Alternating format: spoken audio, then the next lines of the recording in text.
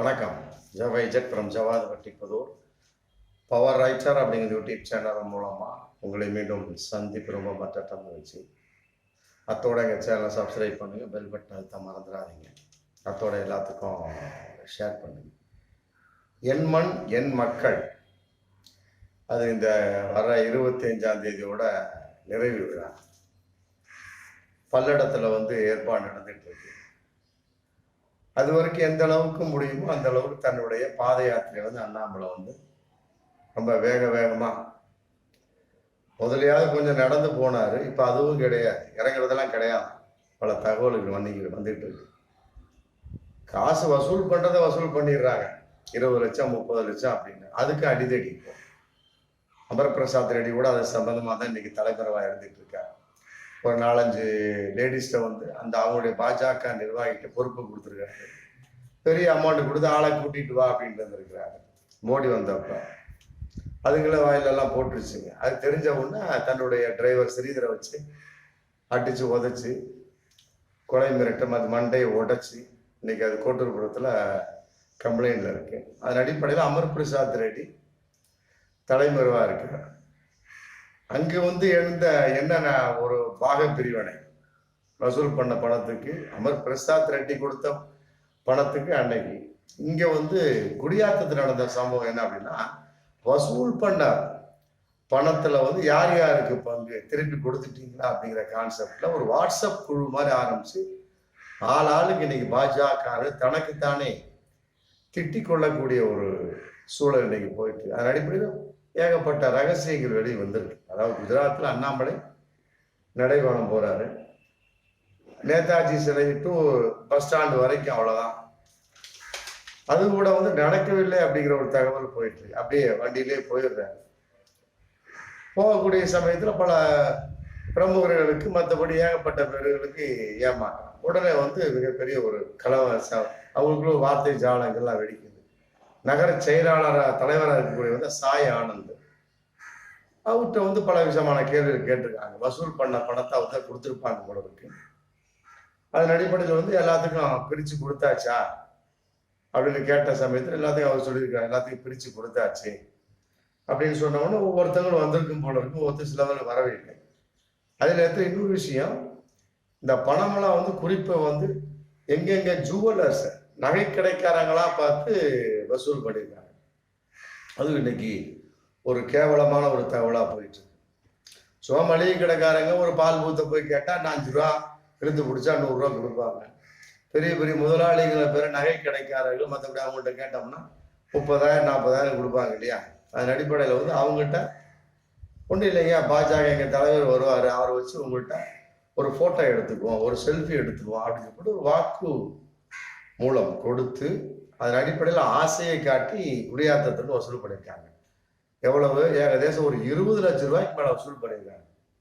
இப்போ அந்த 20 லட்ச ரூபாய் சம்மந்தப்பட்ட வகையில் செலவு போன மிச்ச காசை பிரித்து கொடுக்கணும் இல்லையா. அது சம்பந்தமாக சாய் ஆனந்திடம் பல கேள்விகள் பாஜக கேட்டிருக்காங்க.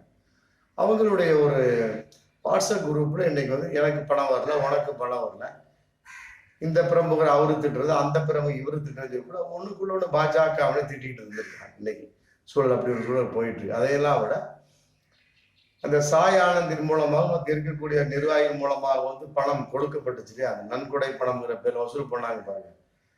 அவங்க சொல்லியிருப்பாங்கல்ல, நான் இது மாதிரி அண்ணாமலையோட போட்டோ எடுக்கணும் அப்படின்னு சொல்லியிருக்காங்க போல இருக்கு. இவங்க ஓகே கொடுத்துருக்காங்க. அண்ணாமலை பார்த்தா ஒரே ஸ்ட்ரைட்டா வண்டியிலே போயிட்டேன். அது இன்னைக்கு பிரச்சனையா இருந்துட்டு இருக்கு. என்னப்பா அது போட்டோ எடுக்கிறீன்னு சொன்னீங்க, ஒன்னையுமே காணாம், காசு மட்டும் வசூல் பண்ணிட்டீங்க அப்படின்னு சொல்லி போட்டு இன்னைக்கு மிகப்பெரிய ஒரு தகவலா இன்னைக்கு போயிட்டு இருக்கு. பாருங்க எப்படியெல்லாம் ஒரு ஆசையை காட்டி மோசம் பண்ணக்கூடிய ஒரு சூழலை குடியாத்தர பாஜகவை ஈடுபட்டு இருக்கிறார்கள் பகிரங்கமான உண்மையா இருக்கு. அதே இல்லாமல் அதே மாதிரி இன்னொரு தகவல், அதாவது மோசடி நிறுவனம், கோவையில் மோசடி நிறுவனம், அது சம்மந்தம் நான் கூட ஒரு வீடியோ போட்டிருப்போம். மை V3 ஆட்ஸ்ன்னு சொல்லி போட்டு அவங்க ஸ்டார்ட் பண்ணது ஒரு 3 பேர், விஜயராகவன், குமாரி, மற்றபடி சிவசங்கருங்கிற கான்செப்டை இங்கே ஸ்டார்ட் பண்றாங்க. அப்புறம் அவனால கட்டுப்படுத்த முடியல. அதன் அடிப்படையில் அமுதா ராணி அப்படிங்கிறவங்க சிங்கானூர் போலீஸ்ல கம்ப்ளைண்ட் பண்ணிடுறாங்க, இந்த மாதிரி இப்போ மோசடி பண்ணிட்டு இருக்காங்க அப்படின்னு. விஜயராகவன் தலைமறைவாயிருக்காரு. உடனே வந்து அதனுடைய ஒரு பொறுப்பு வந்து சக்தி ஆனந்தன்ட்ட கொடுத்துட்டு அவர் போயிடுறாரு. போன உடனே திருப்பி என்ன பண்றாரு, அவர் வந்து பயங்கரமா 20,000 கோடிக்கு மேல வசூல் பண்ணி ஜிஎஸ்டி வரி கட்டாம, மற்றபடி வந்து அது கட்டக்கூடிய அளவுக்கு இருக்கக்கூடிய சமயத்தை எவ்வாறு மறைப்பது, லாபத்தை மறைக்கணும் இல்லையா, ஒரு பெரிய விஷயம் நடக்கக்கூடிய சமயம் அதை எவ்வாறு மறைப்பது கான்செப்டை ஏகப்பட்ட பிரான்ச்சஸை ஓப்பன் பண்ணி கவர்மெண்ட்டுக்கு கணக்குக்காக காமிக்காமே போயிருக்காங்க. பார்த்துருக்குறாங்க. அங்க இருக்கக்கூடிய வந்து ஒரு பாஜக நிர்வாகி கிடைச்சிருக்காரு, அதாவது சிடி ரவி அப்படிங்கிறவர், அண்ணனூரை சேர்ந்தவர். அவரை பிடிச்சி சக்தி, அவரு சக்தி இவர் அந்த சக்தி ஆனந்தன் அப்படிங்கிறவர் பிடிச்சி, நம்ம எல்லாம் நடந்துட்டு இருக்குப்பா, கணக்கு காட்டவெல்லாம் முடியாது, 20,000 கோடிக்கு மேல புரட்டி ஒரு கொட்டேஷன் போயிட்டு இருக்கு அப்படின்னு அவர் பார்த்து தமிழிசையும் மற்றபடி வந்து அண்ணாமலையும் கூட்டிட்டு போய் விஷயத்தை சொல்லி அதன் அடிப்படையில் என்ன சொன்னாங்களோ தெரியல, ஆமா சந்திக்க வச்சிருக்கார். அண்ணனூரை சேர்ந்த சிடி ரவி வந்து சக்தி ஆனந்தனை, அந்த மை V3 ஆட்ஸினுடைய மார்க்கெட்டிங் டைரக்டர். அப்போ அதன் அடிப்படையில் என்ன ஆகுது, எந்த ஒரு கணக்கு காமிக்கவே போயிட்டு இன்னைக்கு வந்து புலவாக்கு வெளியே வந்துருச்சு. வரக்கூடிய சமயத்தில் அப்புறம் கம்ப்ளைண்ட் கொடுக்கக்கூடிய அந்த விஜய் ஆனந்த் அப்படிங்கிற அந்த வக்கீல வந்து ஏகப்பட்ட கம்ப்ளைண்ட்டை கொடுத்துருக்காரு. 5% கட்டியிருந்தா கூட இன்னைக்கு ஏகப்பட்ட கோடிக்கு கவர்மெண்ட்டுக்கு கட்டியிருக்கணும். ஜிஎஸ்டி கட்டப்படவில்லை, ஏமாற்றப்பட்ட நிறுவனம், மக்களையும் ஏமாத்திட்டாங்க, அரசியம் ஜிஎஸ்டி அப்படிங்கிற பேரை ஏமாத்திட்டாங்க, கம்ப்ளைண்ட் கொடுத்துருக்கிறாங்க. இன்னைக்கு வந்து ஒரு சந்தேக உணர்வா போயிட்டு இருக்கு. சரி, இந்த அளவுக்கு ஒரு இவ்வளவு நாளா ஒரு பகிரங்கமா ஜிஎஸ்டி கட்டாம இருந்திருக்காங்க அப்படின்னா கட்டாயமா வந்து இதுக்கு பாஜக நிறைய பேர் உள்ளீடாக இருக்கலாம் அப்படிங்கிற ஒரு சந்தேக பார்வை வந்து இன்னைக்கு பகிரங்கமாவே போயிட்டு இருக்கு. அதன் அடிப்படையில வந்து கண்டுபிடிக்கக்கூடிய சமயத்துல ஒரு 1000 கோடிக்கு மேல அவர்கள் அந்த அமுதா ராணி கொடுத்த கம்ப்ளைண்ட் அடிப்படையில் 1000 கோடிக்கு மேல அந்த மை V3 ஆட்ஸ் வந்து மோசடி செய்திருக்கலாம் அப்படிங்கிற குற்றச்சாட்டு இன்னைக்கு போயிட்டு இருக்கு. அடுத்த ஒரு விஷயமாக பார்க்கக்கூடிய ஒரு சூழல், அதாவது கூட்டணிக்கு இப்ப பாஜக வந்து நாங்கள் விலக்கி விட்டா கூட அதிமுக சொல்லிட்டு இருக்காங்க. இருந்தாலும் வந்து பாஜக வந்து ஓரக்கல்ல பார்த்துட்டு இருக்காங்க. ஏன்னா வேற வழி கிடையாது, சின்ன கட்சிகள் தான் இருக்கு, பெரிய கட்சியா ஒன்றும் பெரிய விஷயம் கிடையாது. பாமக, தேமுதிக, தமாக அப்புறம் தான் சொல்ல முடியும். பாமக, தேமுதிக பெரிய கட்சின்னு சொல்லலாம். அதுல அங்கீகாரம் பெற்ற கட்சி தேமுதிக, சும்மா சொல்லக்கூடாது, அப்படி ஒரு அங்கீகாரத்தில் இருக்கிறாங்க. அவங்களை நோக்கி இவங்க பாஜக வளர்ச்சிட்டு இருக்காங்க. இருந்தாலும் வந்து அதிமுக கிடைக்குமா அப்படிங்கிற ஒரு நிலைப்பாட்டில் இருக்கக்கூடிய சமயத்துல எங்களுடைய கதவு திறந்தே இருக்கும் அப்படின்னு ஒரு குரல் அங்க டெல்லியில இருந்து ஒழிச்சிட்டு இருக்கு. ஆமா, அமித்ஷா வந்து சொல்லிட்டாரு, யார் வேணாலும் வரலாம். அதுக்கு அண்ணாமலை டெல்லியிலே பேட்டி கொடுக்குறாரு, எங்களுடைய கதவு என்றைக்குமே திறந்திருக்கும், மூடி இருக்காது. மோடியை வந்து யார் பிரதமராக ஏற்றுக்கொள்கிறார்கள் அவர்கள் வந்து எங்க கூட்டணிக்குள்ள சேர்ந்துக்கலாம். உடனே ஜெயக்குமார் பார்த்தாரு, நீங்க திறந்துன்னு சொல்றீங்கப்பா, ஆனா எங்க கதவு பாஜக மூடியே இருக்கு அப்படின்னு அவர் ஒரு கோடை போட்டிருக்காரு. இளவு காத்து கிளி மாதிரி இருக்கிறாங்க பாஜக, அதிமுக கிடையாது அப்படின்னு சொல்லிட்டு பயங்கரமான வார்த்தை ஜாலங்கள் சண்டைகள் போயிட்டு இருக்கு. அதை பார்த்து அண்ணாமலை மீண்டும் சொல்லிட்டார், அடையக்கூடிய தீபம் அதிமுக நின்று எரிஞ்சிட்டு இருக்கு. ஆமா, அதிமுக நிலைப்பாடு இதுதான். இது வந்து அதிமுக வந்து அணையக்கூடிய தீபம், அப்படித்தான் பேசுவாங்க. அப்படி பார்க்கக்கூடிய சமயம் பாஜகவை தான் பேசிட்டு இருக்கிறாங்க. அதான் இன்னைக்கு பாராளுமன்றத்துல மோடி வந்து ஜனாதிபதி உரைக்கு நன்றி தெரிவித்து பேசியிருக்காரு பாருங்க. நேருவை பற்றியும் இந்திரா காந்தியை பற்றியும் தரக்குறைவாக பேசியிருக்கிறார். அண்ணாமலை சொல்றாரு அதிமுகவை பற்றி அணையக்கூடிய தீபம், ஜெயக்குமாரனுடைய வார்த்தையை பார்த்து சொல்றாரு, அது அணையக்கூடிய தீபம் நின்றுதான் எரியும். அதனாலதான் இன்னைக்கு ஜெயக்குமார் இந்த தரக்குறைவான வார்த்தையெல்லாம் பேசுறாரு. அப்படிங்கும்போது அப்புறம் மோடி பேசுற வார்த்தைகள் அதை விட கேவலமான தரக்குறைவான வார்த்தைகள் தான். நேருவை பத்தியும் இந்திரா காந்தியை பத்தியும் நாடாளுமன்றத்திலேயே ஒரு பொதுக்கூட்டத்துல மீட்டிங்ல பேசுற மாதிரி பேசியிருக்கிறார். எவ்வளவு கேவலமான ஒரு விஷயம். ஒரு பிரதமர் அப்படி பேசலாமா? இன்னைக்கு இந்தியா முழு மிகப்பெரிய ஒரு அதிர்வலையை போயிட்டு.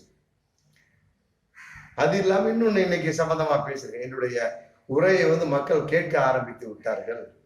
ஏன்னா நான் இன்னும் பேசிக்கொண்டே இருப்பேன், இது வரைக்கும் மௌனமா இருந்து பேசிக்கிட்டே இருப்பேன் அப்படிங்கிற மாதிரி ஒரு பகிரங்கமான ஒரு தகவல் இன்னைக்கு போயிட்டு இருக்கு. அதாவது என்னுடைய உரையை மக்கள் கேட்க ஆரம்பித்து விட்டார்கள், யாராலும் என் குரலை தடுத்து நிறுத்த முடியாது. அதுக்காக வந்து நாடாளுமன்றத்தில் அப்படியே பேசுவாங்க. தரக்குறைவான வார்த்தைகள். அண்ணாமலை ஜெயக்குமார் வந்து பாஜகவை நோக்கி பேசுறதுக்கு தரக்குறைவான வார்த்தை, நின்று எறியக்கூடிய தீபம் சொல்லிவிட்டு அண்ணாமலை சொல்றாரு. இப்ப இந்திய மக்கள் நம்ம மோடியை பார்த்து சொல்லலாம். பாஜக கூட சொன்ன மாதிரி அண்ணாமலை அதிமுகவை பார்த்து சொன்ன மாதிரி நம்ம இந்திய மக்கள் சொல்ல வேண்டியதான். பாஜக ஒரு நின்று எறியக்கூடிய அணையக்கூடிய தீபம் நின்று எரிஞ்சுக்கிட்டு இருக்கு.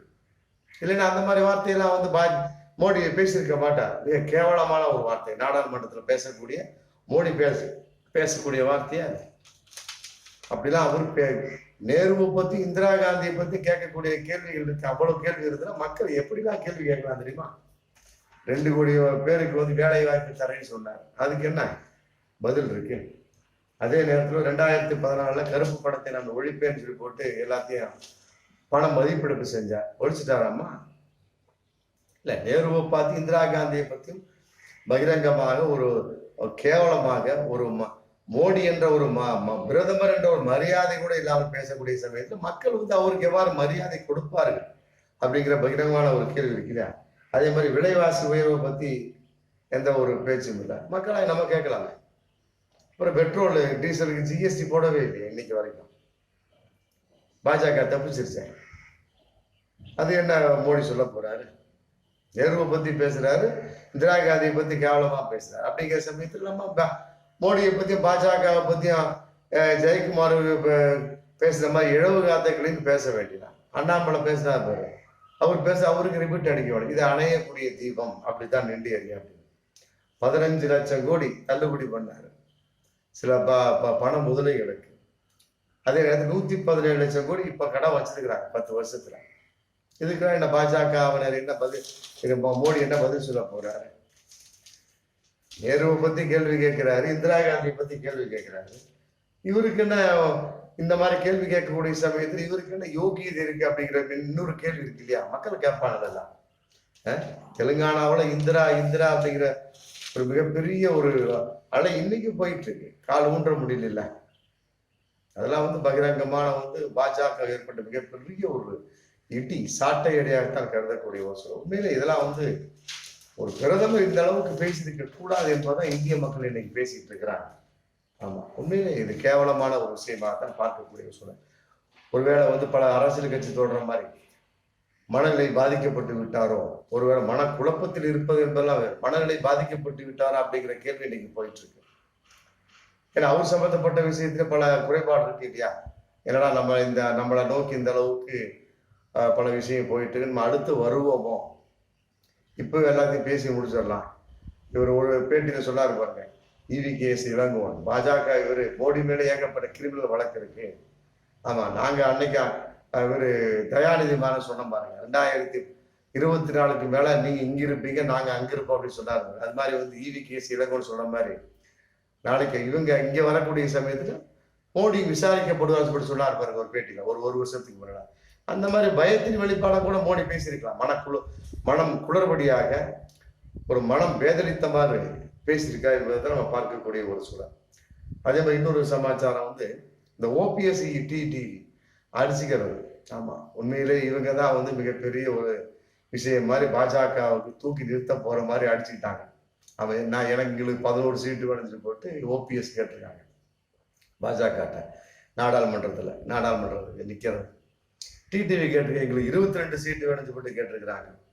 பார்த்தாங்க, இந்த பாருங்க, முதல்ல வாயை மூடுங்க, அதெல்லாம் கேட்கக்கூடாது. 1 சீட்டு 2 சீட்டுக்கு மேலே யாருக்கும் கிடையாது. ஆமா, ரொம்ப கராரா சொல்லிட்டாங்க, வாயை மூடிடுங்க அப்படின்ட்டாங்க.